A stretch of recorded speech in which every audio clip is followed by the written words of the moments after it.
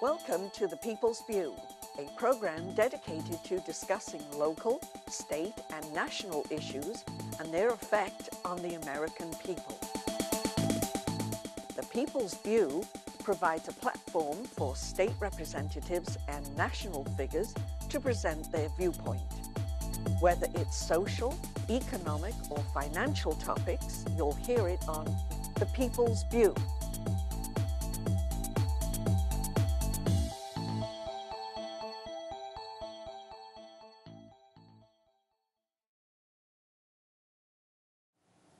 Welcome to The People's View. I'm Kevin Avard, your host for today, filling in for Representative Carl Seidel and Pete Silva. And I'm honored to introduce my guest, Mrs. Ziehm. I call her Mrs. Ziehm because I've known you for quite some time, and it's kind of awkward to call you Sandra. It really is awkward. Well, you were a child. Yes, well, I was. I was yes, about 15 years old. A young man. All right.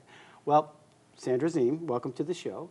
I'm so glad to be here, and most especially to be sharing with you. Oh, well, thank you very much. Now, your title is the chairwoman or chairman of the Hillsborough County Commission? That's correct, Hillsborough County. There are 3 commissioners in Hillsborough, and we are broken into districts in the 3.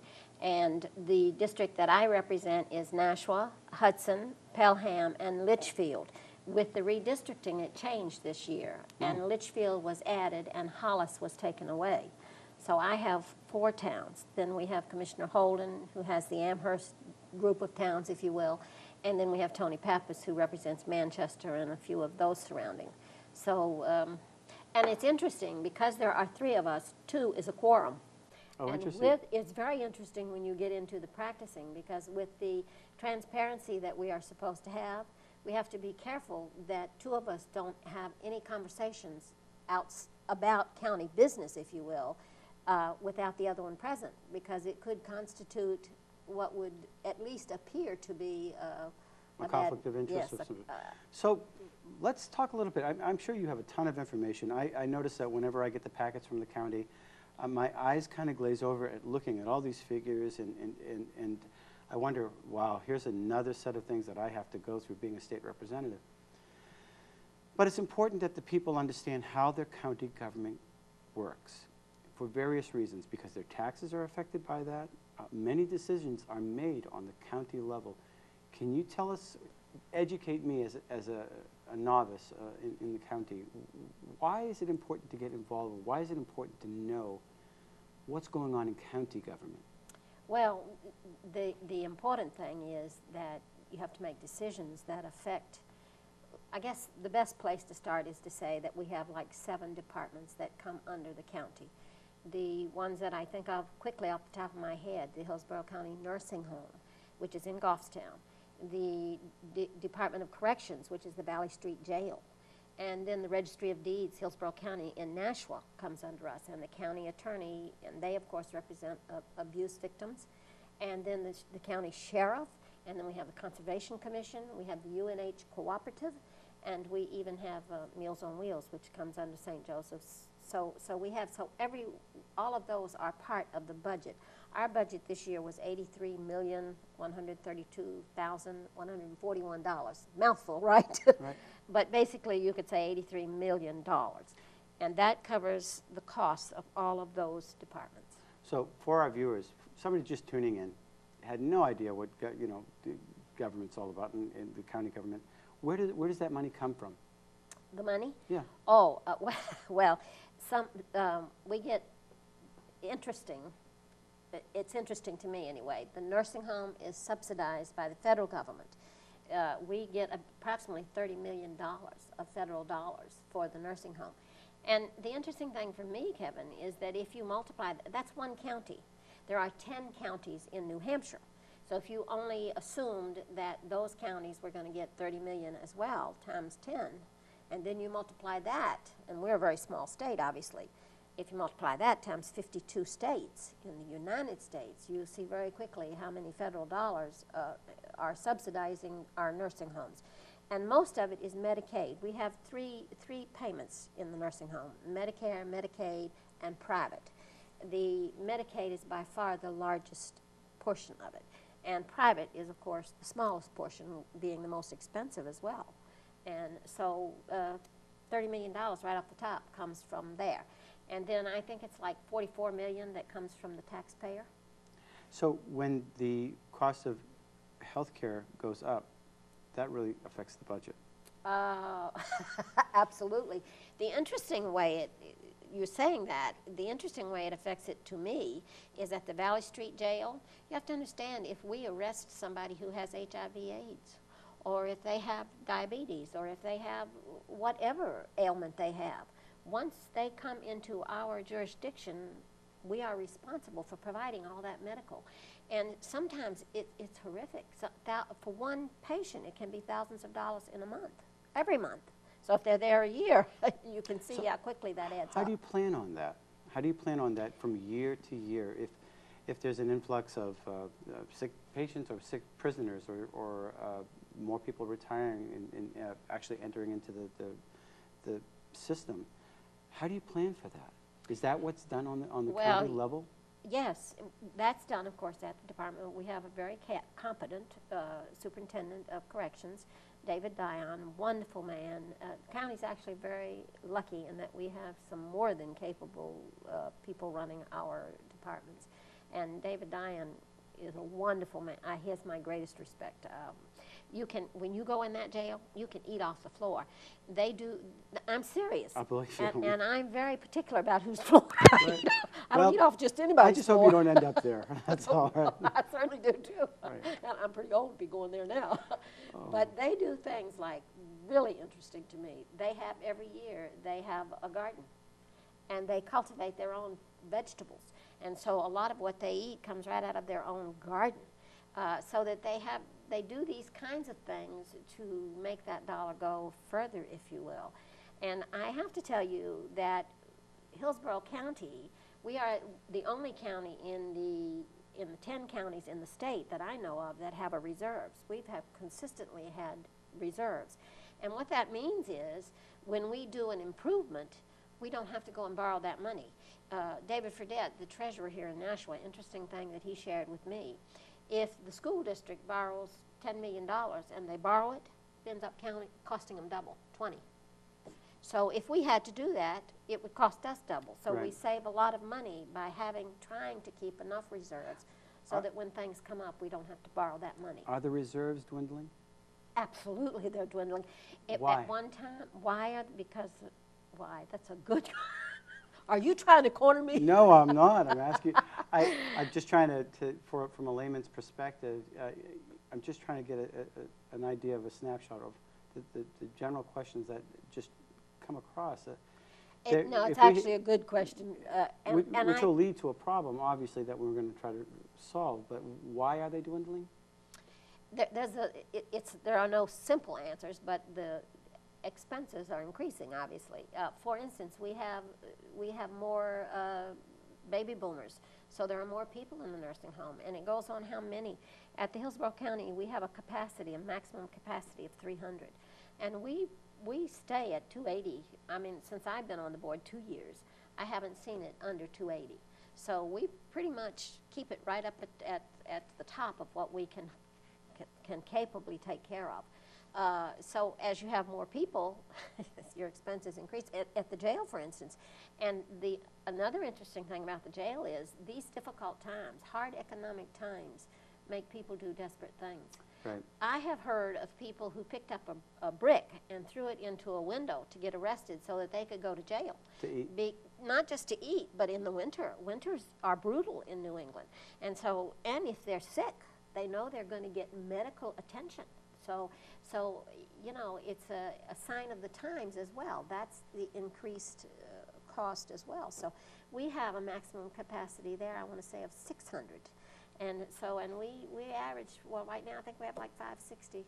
And we have a program where you can, you know, work at home, if you will, with one of the little, they put these on your foot. It's like a security thing. Correct, yeah. And it tells them where you are at all times. And so if you're an especially well-behaved criminal, yes, Right. then you might be allowed to go home for weekends, for instance. And so, but costs continue to spiral. Nothing gets, well, you know. This year, for instance, and this goes to the budget, because in my view, the budget is the most, it's the biggest responsibility that the commissioners have, because we have oversight responsibility for that budget. And for the sake of the listening public, there is a process in place with the county that I believe is one of the best anywhere. And that is, we have 5 levels on our budget. The first level is that the department heads bring forth their budget.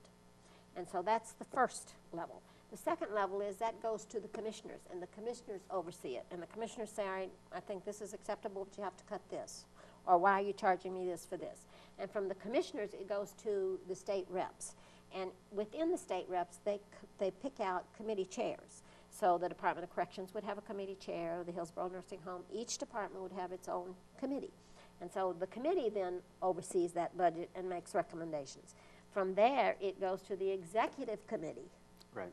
And they make cuts. And from there, it goes to the full delegation for Hillsborough County. I want to say it's like 130. The room's packed usually when we're in there. Yeah. Well, and that's a good thing, because that means they're showing up and they are responsible for, because I mean, if you are a legislator and you don't attend the meetings as you should, then I think that shows that you shouldn't be there. Right. You're not taking that responsibility. It is an extra duty for legislators, I know, and I commend them for a lot of their work that they do. I know that one of the things that a lot of us took was a pledge not to raise taxes, and I believe we lowered our budget by 11% from the state, which, you know, everybody says, hey, we want you to lower taxes, we want you to take this burden of the government off our shoulders. So everybody's rah-rah about that. The unintended consequences is that on your local level, meaning the county, you're pulling your hair out because now we want to, you know, where are we going to cut? How do we prioritize some of these cuts? I found the process this year and last year to be brutal. And brutal doesn't really do justice to how bad it was. Mm-hmm. From my view, when I start making cuts, I look at the whole. It's not the squeaky wheel that gets the oil kind of thinking. But I look at the whole and I say, what are my priorities? I have these 7 departments. Who are those people who are most vulnerable, that are dependent on the county to take care of their needs? Right. When I do that, I come up with the unconditional, and this is speaking only for me. The other commissioners may have different priorities. But my priority is the nursing home, because these are 85, 90-year-old people who can't take care of themselves. They are vulnerable. Right. No question about it. They are dependent on the services that they get. And the then, handicapped? well, of course, when you're 85, 90 years old, some of those people brought up to me was that some of these people are bedridden. And when you're bedridden, if you lay in bed 24/7 and nobody gets you up and walks you, you get bed sores. And I've seen pictures of bed sores that would make you feel pretty bad. Is Gateway service, are they part of the county too? Gateway, I believe they help with children that are... Gateway is not part of Hillsborough County Commissioners. Okay. The 7 that I mentioned to you, I think, are pretty inclusive of the major components of our county. Right.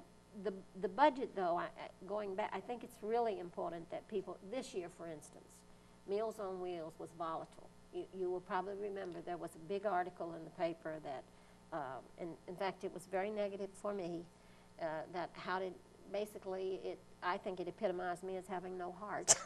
And I have to tell you, Kevin, I've been out on Meals on Wheels. I know the value of that program.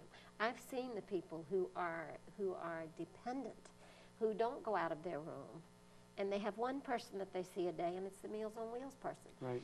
But I was trying to look at the whole. Right. And my greatest fear was that at the end, we would end up having to take money from the nursing home and the Valley Street Jail, so that if I cut too many guards at the Valley Street Jail, what have I done? Right. I think it's a safety issue, and it's not only for the people in the jail. We had 2 counties in New Hampshire this year who had people escape. We have murderers at Valley Street Jail. Right. If one of those murderers escaped, who's going to be penalized? Well, let me ask a little bit about the Meals on Wheels real quick. I don't want to get in too much detail, but it's definitely, it's still going to run, is it? Yes. Is it not? I believe there was a discussion between $10,000 to $20,000 to fund or to increase it.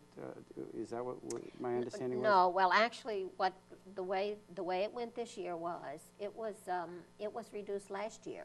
Okay. And then it was reduced again this year, and then we eliminated it. When we eliminated it, and it was I think it was like $75,000, and we took it to $65,000, and then we came back and eliminated it.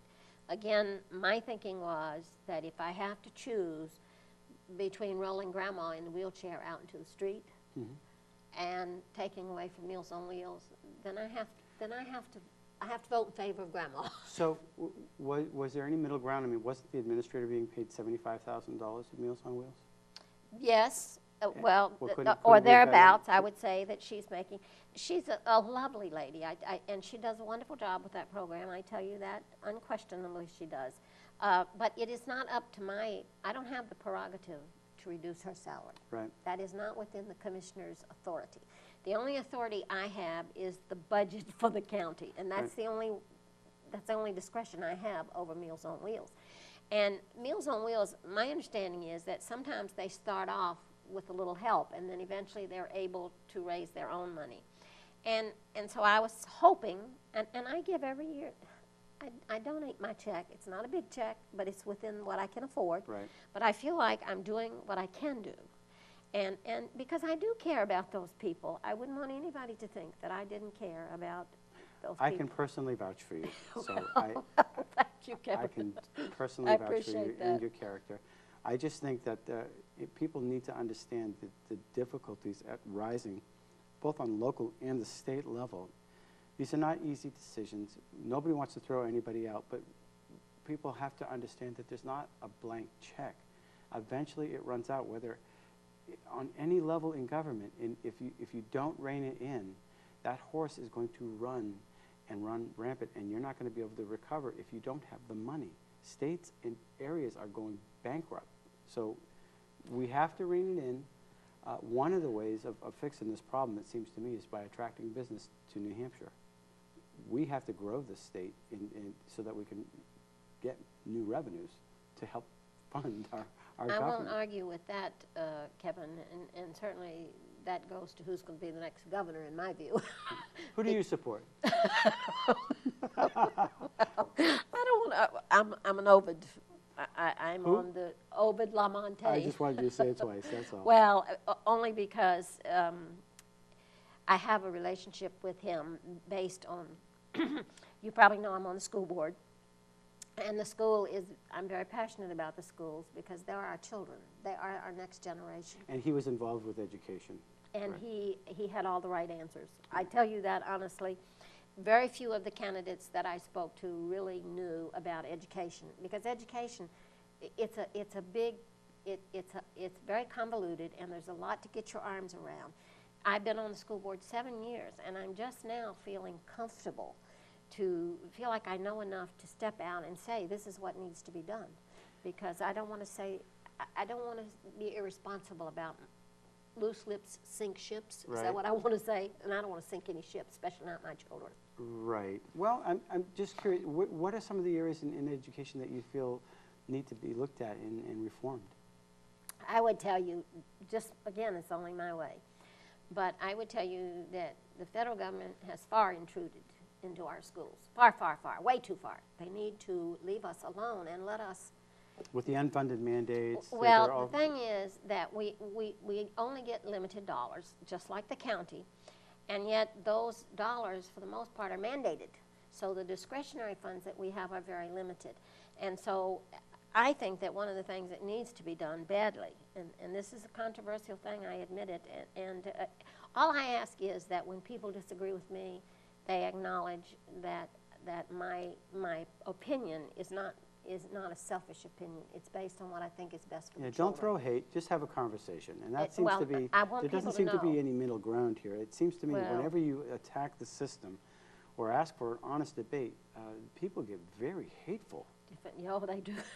They absolutely do. And But and you're I looking just for don't wanna- solutions.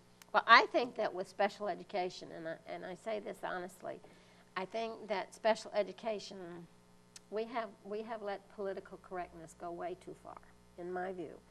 And that is to say that they are the largest part of our budget, by far, by far. I was just recently had Representative Don LeBrun on my Gate City Chronicles, and I asked Don, I said, you're running again? Yeah, I'm running. I said, Don, what do you think is one of the most pressing issues that we're facing today? Because he's my senior, and I trust his wisdom. And he looked at me and he said, you know, political correctness is killing us. It is killing us. It's killing us. It is killing us. So this, from what I understand, can run amok as far as the special education. Well, where I think it runs amok is we have special education in every school. And all I ask is an honest debate, an honest dialogue on it. I don't have all the answers. Nobody does. But it is in coming together, pooling our brains, if you will, pooling our knowledge, that we're going to come up with the best solutions. And I believe, you see, that there are improvements that could be made. I believe, you see, that we could, why do we not have one school with all of the special education children there? What would that do? It would consolidate all our resources, whether it was equipment that they have to have, or whether it was teachers, paraprofessionals. And I also believe, and that's why I say a public dialogue is a good thing. Well, doesn't mean I'm right, just means that I think these are ideas I have floating around. What are we looking at? What are we actually talking about? In other words, what is the problem with special ed? Is it because that one child can cost $115,000? Or this is a true story. If we have one child, let's say they're deaf, and they have to go to a deaf school, and deaf school's in Berlin or wherever it happens to be. I don't know that Berlin's the right town, but whatever town it happens to be in. We have to pay for a bus, a school bus, the daily rate to take that one child all the way to Berlin and then bring it back. And if that child doesn't go to school that day, we still have to pay for the bus. We still have to pay for the bus. So it becomes prohibitive. It is not unusual for us to be paying $200,000 for one student. Now, that's not fair to the taxpayers. It's not fair to the taxpayers because that's not an efficient use of the money. And that's basically what you're saying. Well, I'm saying that in the extreme cases, no, I wouldn't say that. In the extreme cases where I consider a young person who's blind or deaf, those are extremes. And we're going to have some of those, and I guess I would be of nature to support those, not to the extreme, but support them as best we can, because it could happen to anybody. Right. I mean, sickness is not something that we control, and so I think that the good of the whole is enhanced by trying to reach out to each other. We need to be more community-oriented. We need to care about each other. What I was suggesting was for those students who are not the extreme, for those students who maybe they're autistic or maybe they have maybe they're dyslexic or maybe they're, whatever it is, you know, there are all kinds of disabilities. But I believe that we could pool our resources and save a lot of money, and I think it would be better for the special education students, because from my view, what it would do for them is they wouldn't be competing with the rocket scientist child who is advanced placement, if you will. They would be competing on a level that they could compete, and they could feel better about themselves. They could, I think they would be, see, I think that, and maybe I'm not right, but we are lacking the dialogue. We are lacking the discourse. Because of the political correctness. I think it's because people are afraid.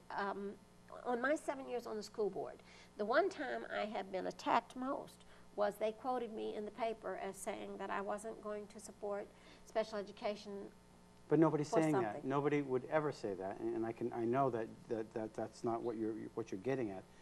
I believe from having discussion with you that we're just trying to do it a little smarter. The government doesn't always seem to run things more efficiently. They'll just keep throwing money at things. How can they when Washington is telling us what to do in Nashville? And that's part of the unfunded mandates. Do they know how many special education kids we have? Absolutely not. Do they know what type of problems we have? Absolutely not. Do they know what we can afford? Absolutely not. And yet they are dictating. And, you know, they spent, for instance, Title I. And it's a wonderful program. Kevin, I would never discourage Title I. But it grieves me that it's restricted to the poverty kids. Right. So this Title I child who comes from poverty and should be helped, I tell you, I would help that child, always. But I think that if we're going to help that child to having 10 in a class with 2 paraprofessionals and a teacher, then why should my child sit in a class with 26 and no paraprofessional and 1 teacher? Is there a difference? I think that's reverse discrimination. And so, but again, it goes to the dialogue. We need to have discourse about So how do we set this dialogue up? Where do we get this forum? What are you looking for? What are you advocating? I am saying that it's political correctness that keeps people right. As I sit here right now, I recognize that this topic that I have started discussing with you will probably lead to people getting upset with me. Well, can I just, I want to put something. I think that the problem with the idea that there's a dialogue issue is also based around that there's a lot of money involved with this. And you don't want to rock the boat. Money. And every time you rock the boat in government, there are people who are benefiting from that, really will come out in droves to fight against you. I don't think for 1 minute that we should let any part of our society go. We have a job to educate the people in our children in New Hampshire and give them a good education, whether they're dyslexic, whether they're disabled, whether they're blind, or whether they're a genius. It's just that we have a tendency of not thinking outside of the box and just throwing money at stuff. You know, everybody will have their song and their dance to collect that money. There are no easy answers. We're trying to no easy answers. But I will tell you this: as long as people are inhibited to even talk about it, right. And that's what I see. Right. There's a fear. There is an out for political incorrectness. For instance, me. Now I'm too old, and by that, what I mean is, I don't worry about not being reelected.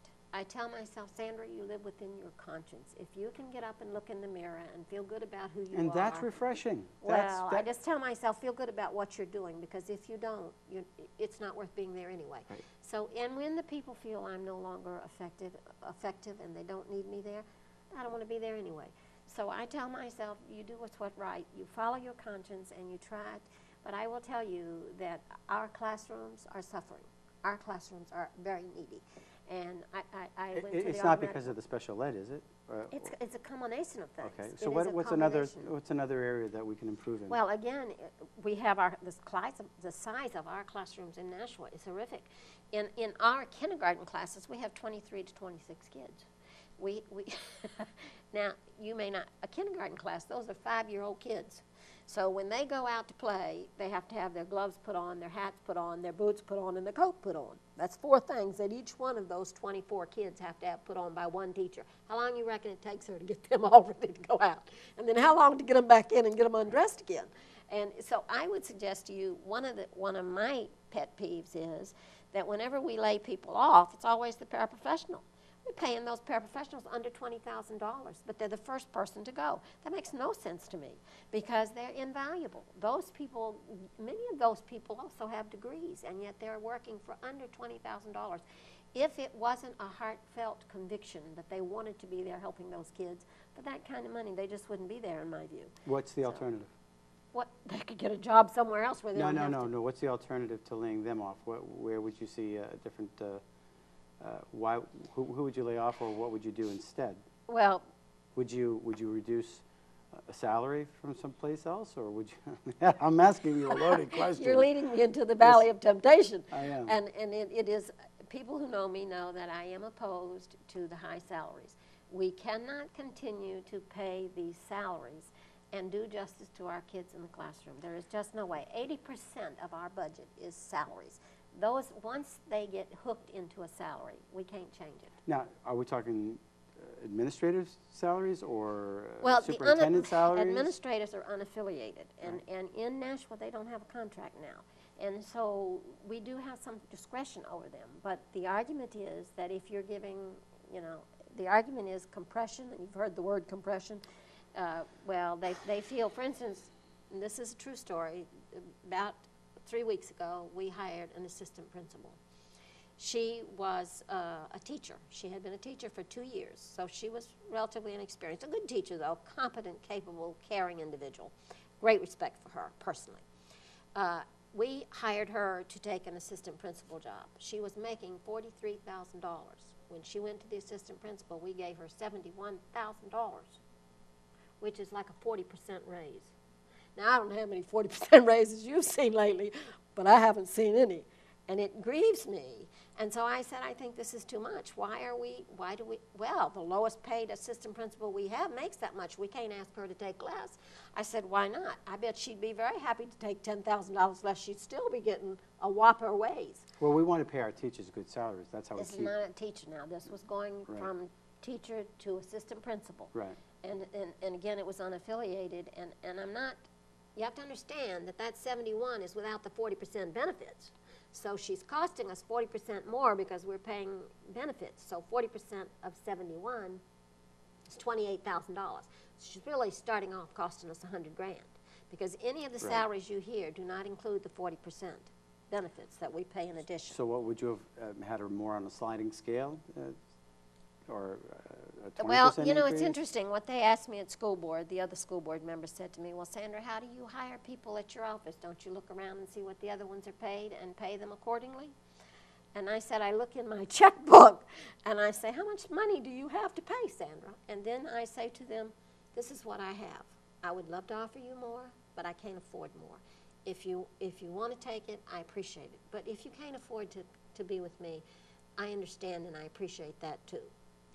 Geez, that seems so common sense. Well, but you see, it goes again to this philosophy that we have unlimited money. We don't have unlimited money, and if ever there was a time that that's true, you know, always looming in the back of my mind is this federal deficit. When the candidates came, Kevin, you probably heard the scary comments about, you know, this deficit is our biggest problem. Each child now owes $65,000 to the federal government. Every citizen of See, bigger concern than that to me, and that's a biggie, but a bigger concern to me was, and I think it was Bill Binney that I heard say this, he said, China at some point in time is going to call in. Financially, they own us now. So at some point in time, they're going to start making demands. If you owe me $1 million, do I think I have some influence over you? I absolutely do. And can I make you bow? I absolutely can. And that concerns me more than anything. And it concerns me that we're borrowing, we are giving them money, and they're lending it back to us. Right. That's the craziest thing. I'm going to give you money so you can lend it back to me and charge me outlandish interest rate for it. That makes no sense at all. Well, you're preaching to the choir on that one. There are a lot of things on the federal level that I don't understand that definitely will affect us locally. What are some of the other issues that are affecting our education? Are you happy with the new school choice that the House voted on? The best thing that they did, in my view, Michael Balboni, who's the chair of education for the House, and I tell you, public, he is a good man. He's so conscientious, and I hope, above all, that he stays, because he really has his arms around education, and it takes a long time. Education is very convoluted. And that being said, they passed a bill where every year when it comes time to rehire our teachers, we are forced to do it by tenure. They changed that. We are now going to be able to do that with merit in there as well. And to me, that's the beginning of the real world. In the real world, it's merit. When people come to Harmony Real Estate looking for a job, I don't say, well, how long have you been an accountant? I'll say, what have you done in your life to make you worth this money? Right. What do you What's Harmony Realty? That's my business. I own Harmony Real Estate in Hudson. And so... I was just giving you a plug. Yes, thank you very much. I appreciate That's it. right. But I tell you, being a business owner does give you a different perspective. Because at the end of the month, if I don't have money in my checkbook to pay the heat and the lights, guess what? They get turned off. And I can't call up and say, well, I'm Sandra Ziehm. Do you know who I am? Because guess what? They'd hang up. Right. They wouldn't give me the time of day. So, you know, in the real world, if you can't pay your bills, you get shut down. and you learn real fast to live within your means. I'm always ultra-conservative. I would never have made it through this nightmare economy that we've had for the last 4 or 5 years, because real estate has been hit very, very badly. But I knew from past experience that when the valley came, I needed to be safe. So I didn't spend beyond my means. And I think it gives me a different perspective when I look at our budgets and I look at, and I think going back to the county, and I wanted to say this because I think it's very, very important. They cut our budget this year $1.8 million. Now that is to say they didn't level fund us. We got 1.8 million less than we got last year. Actually 1.790, so not only did we have to absorb all the increased costs, but we also had to absorb this $1.8 million. And so you cannot, my concern right along was, if I have to make and they told us from the get-go, I will say about the state reps, they were very honest. They said we want to see more income, lower expenses, less surplus being used, and no increase in taxes. So we knew from the get-go that they meant business, right, and we were going to bite the bullet. So I said, what can I sacrifice easiest? There were no easy sacrifices. Meals on Wheels is a worthy program. But when I look at it, and this is just my way of thinking, and honestly, nobody's always right. And I love to hear from the public. If you disagree with me, please tell me, because it opens my mind to other possibilities and, right, and other views. But I asked myself, the UNH Cooperative, that's a program where we go out and we help the farmers. Let's say Brookdale had let's say that some bug got into their crop and it was destroying the crop. They would come to the UNH Cooperative. We have educators there who would help them try to determine what it was and how to resolve it. Well, see, for me, my thinking is if I have to choose, again, going back to on the priority list, right? Right. If I have to choose between Grandma and I have to choose between the farm, I have to go with Grandma. That's just who I am. But, I think other people's thinking is, in the end, they will not make these tough choices. They will not, and we reinstitute Meals on Wheels. We took it back to 65,000, I think it was. And we did that because the public spoke up and said, we don't want this program, we don't want this to go away. It's valuable. And so, because I, as an elected official, I am responsible to be responsive when I think the consensus of people are telling me something. And so we put it back in. Having done that, at the end, they ended up cutting $500,000 from the nursing home and like $250,000 from the Department of Corrections. So those are jobs, because there was nowhere else to go with that money. Right. So those were jobs, and that, I think at some point in time, we have to sit down and look at the total picture, and we have to say, what are the cuts we can live with? Doesn't mean we love them, doesn't mean they're good, doesn't mean that I'm enjoying it, but it means that if I have a hard choice to make, Let's get rid of the political correctness and do it. Yeah. Let's make the hard choice. Let me just switch topics real quick. Now, I know that this is Carl Seidel's show along with Pete Silva's, and I know they wouldn't toot their own horn. I know especially that both of them wouldn't, and they're very humble individuals. Even more so on the Carl end of it, because he's very low key. I know he has a role here as a state representative. He was the chair of the delegation, the chair of the legislators who had oversight over the budget. Tell me a little bit about his leadership. Carl's wonderful. There's no other way to say it. A typical example is that last year actually, they eliminated the budget. It used to be that out of the budget we had coffee and donuts for the state reps when they came. And it was eliminated because it was one of the first things that went with the budget. And when that happened, Carl's paying for that out of his pocket. Nobody knows that I know of. I was dumbfounded. I didn't know it. He's a numbers cruncher, isn't he? He's a caring, committed, he tries to be fair and objective and he's very meticulous. He's a good man. Yeah. I believe he is another one that I would hate to see leave. And you need continuity. In Right. my view, continuity, I can tell you on this, again, going back to the school board, because I've been there 7 years, I am the most valuable now that I've ever been, because now I feel comfortable to speak up and say my opinions. When you're not sure Right. of all the details, you don't want to open your mouth and say the wrong thing, so you tend to say less.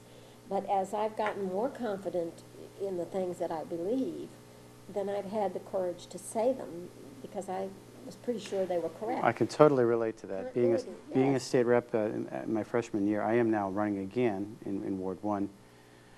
I need to finish. I need to finish what we started. It's like drinking out of a fire hose, and I definitely kept my mouth quiet to some degree, but as time goes on, I took the red pill. It's like being in the Matrix. I see some of the areas where I believe I can be effective. One of the things I noticed within the State House, everybody has their passion. Everybody has their hot points. And I know when I think of Carl, he's definitely an even keel. I've had to go to him for advice many times, because I'm usually, I can be a hothead, and he pretty much stalwart type of guy. He tries to bring reason. Exactly. And he tries to be objective.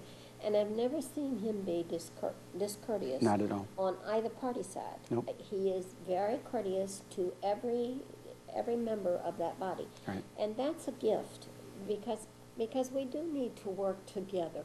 We do. I can tell you, I think of Democrats that I love. Can I tell you that honestly? Mary Cody. Probably shouldn't say that, but I'm telling you, she's a Why wonderful not? lady. I have greatest I could respect do for that. her. That's fine. And truthfully, I would hate to see her lose. Right. Shouldn't say that, I guess. But I'm just That telling you shouldn't say. I'm teasing. Well, I am kidding. Well, I just think that continuity is valuable. And when you have people who have been doing it long enough, but then on the federal level, you hear that as a criticism. They've been there too long and they're too... And I agree. So. And most likely they're a lawyer. And Yes, well, sometimes. can I just make a little, please don't vote for any more lawyers. We have enough in there already. Get some more farmers, American people, factory workers. Get some people that are working with their hands that aren't lawyers. We need some, obviously, but not the majority. I think a couple. They have their function, place. They have a purpose too. But we need And average some of Americans in them, there. Some of them are very valuable. And I will make this contribution to that dialogue. Ovid is an attorney. I know that. Yes, Well I do aware know of that. And I was talking on the federal level. He recently said, I don't want to quote him exactly, but he said that if he needed to write Obamacare, he's opposed to Obamacare, and if he said if he needed to write it up himself, he would. And so there are times when having that legal knowledge Sure. is valuable. Right. And if they are people who, it's like anything else, you have good and poor in every industry. We just don't want a lopsided end of it. That's all I'm trying to. In our committee, we have an attorney, and we're always going to him. But if you have a room full of attorneys, you're not getting a mix of who America. Yes, Right. it's too much one side. We need a mix. Yeah. And Well, and if you look at the body, one of my things about the body is it's not truly representative, because young people can't afford to be there. Right. They cannot afford to be there, Kevin. And so I really- can't afford to be there. But Exactly. But I need to. Who is representing the young mind? Right. Who is representing the needs of those young people? We do have some young reps there, though. We have Kyle But Tasker, they're such a Kyle minority. Jones. How many? What percentage do you think? A very small minority. 5% maybe. Right. I mean, I can name on one hand how many I know that are what I'd consider to be young. Right. And so I'd actually consider you to be young because I'm so, well, I'll be hitting 70 this year, so I'm You're getting that there. old? Oh, yes, Oh, over my- the hill. That's why I said I might be dying soon. What do I care? No, no.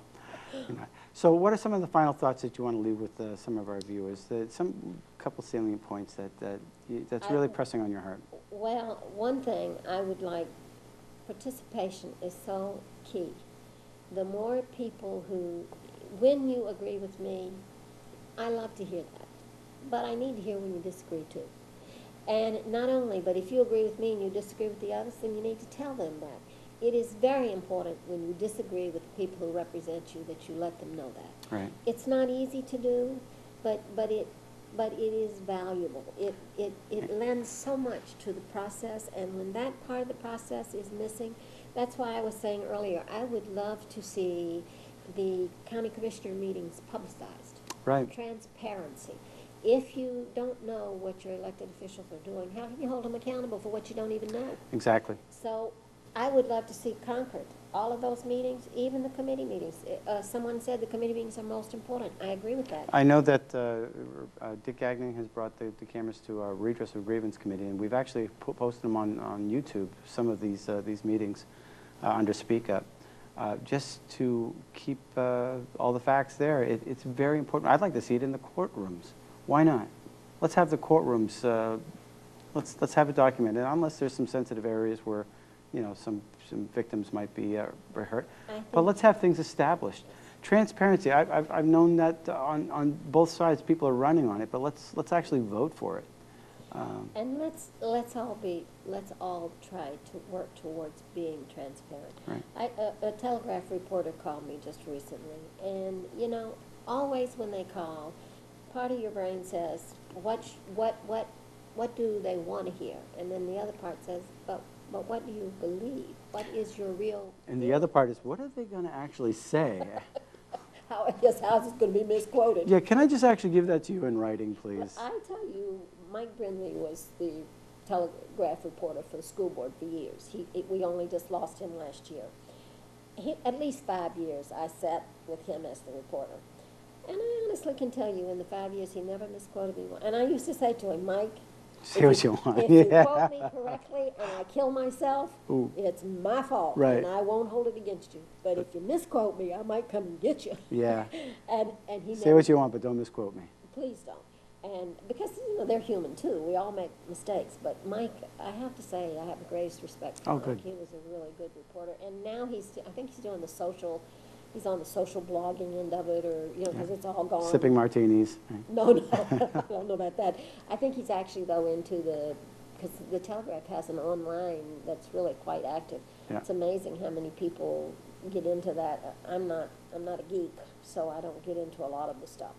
But it's amazing how many people do. And sometimes it's interesting just to go on there and hear what they're saying, because... You are running again, right? Yes, yes. I am running for the Hillsborough County Commissioner. Okay. Would you like to ask the viewers for your vote? Well, for their vote? I would like for them to. I would. You want the job? I hope that they're happy with me. Mm-hmm. I hope that they feel that I'm. Again, nobody's ever going to always agree, but I just hope that they wouldn't think. They would never question my motives. Right. Disagree with my votes, disagree with my opinions, but please don't question my motives. Right. My intent is to do what's best for the county and what's best for our children. And I guess I have to say, well, I'm very passionate about the children, but I also have to say I'm very passionate about that nursing home. It concerns me greatly. I may be there one day myself. Right, exactly. And when I'm there, I hope that somebody will be looking out for its best interest, so that I won't suffer. I think it's a tough. There are some, again, my whole thing in this is there are tough decisions that have to be made, but if you're in leadership, then you need to step up. You need to do what's right and communicate as best you can to the people. And I think you have. I hope. Yes, you have. Well, that's it that we have for our show right now. I want to thank you very much for coming on The View, and The People's View. And I need to say that correctly. And best wishes, and of course you have my endorsement, if I can do that. But, well, thank you. I appreciate it. People have been good to me so far. Right. How did they get in touch with you? I have a you can Sandra@harmony-re.com is my email. Sandra@harmony-re.com. But I think we're the only Ziehm in Nashville, Ziehm. So, and I'm happy. I get phone calls all the time, and I'm always, that's a special thing when people call you, because you get to look into objective. When people don't know you, they feel free to say what they truly think and feel. And that, we need that. As elected officials, we need to know what the people are thinking and how they're feeling about our service, because it is service. I know, personally, that when I get a bunch of postcards, I'll look at them. But when I get a phone call, yes, you listen. Yes. I listen, and There was a certain rabbi in our area. He called me up and he said, you know, can we talk? And I said, absolutely. Let's have coffee. And we met downtown. We actually sat down for a cup of coffee for at least an hour. I don't think we agreed on everything, maybe 30%, but we had dialogue. And it was good dialogue. And We learned from each other. And we did. We learned from each other. And at the same time, I wanted to know his heart. He wanted to know mine on certain issues. And definitely we disagreed on a few things. And, you know, we got off topic once in a while. But I would prefer that. That to me means more than just a bunch of group of people getting together with an idea to get something passed. Come on, let's talk. I'm really easy to talk to. I hope you can see. I'm easy. It's actually in our differences that we grow. Right. It is because if we're identical, we have nothing to, Right. then I have nothing to learn from We're you. not and cheap. We have nothing to learn from each other. Mm-hmm. But when we are different and we have different ideas and we feel free to express those ideas, we enhance each other. Now you know something you didn't know and I know something I didn't know. So we're both better off. Right. And I believe, that's why I try to be very open in my, I try, when I vote, I try to make sure that people know why I did it. Right. I try to say, I'm voting against this, not because I don't think this educator is a wonderful person and a great teacher, but because I don't think we can afford it. We just don't have the money, and if we spend money we don't have, who suffers? Our children. We have classes of 25, 26, too many. So, Well, until next time, thank you very much for watching The People's View, and thank you, Sandra Ziehm, for coming on our show. it was fun. Great. I enjoyed it. All right. Thank you. Until next week.